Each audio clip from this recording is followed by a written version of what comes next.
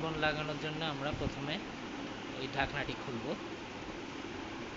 ঢাকনাটি খোলার পর এই কেসের যে ইয়েটা দেখছেন এই পাশ এটাকে রিবনের ফ্যাব্রিকটার সামনে রেখে এই মাথাটা একটু কাট করে এই কেসিংয়ের মধ্যে বসিয়ে দেব এবং এই বসে গেল এক পাশ, এই বসে গেল আর এক পাশ। এবার এটাকে চাপ দেন, এই পাশে চাপ দিলাম, বসে গেল। এখন এই যে ফেব্রিকটা দেখা যাচ্ছে ফিতা,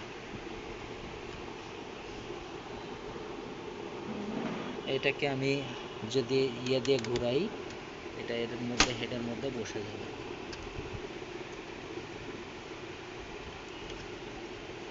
এই ফেব্রিকটা এর সামনে দিয়ে গেল। এখন আমি এইটাকে নবটাকে যদি এই যে অ্যারো মার্কের দিকে ঘুরাইতে থাকি, যেদিকে অ্যারো আছে এটা ঘুরাইতে থাকলে ফেব্রিকটা আস্তে আস্তে ভেতরে চলে যাবে। এই ভেতরে চলে গেল। এখন আপনি একটু হাত দিয়ে এটাকে নিচে নামিয়ে দেন।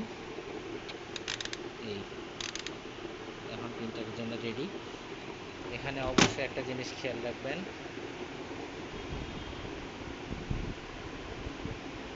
এই যে লিভারের মাপ, এটা হচ্ছে পেপার থিকনেস লিভার। আপনি যত প্লাই পেপার দিবেন তত এটাকে পিছাই দেওয়া হবে। আর এখানটাতে দুইটা মার্কিং দেওয়া আছে,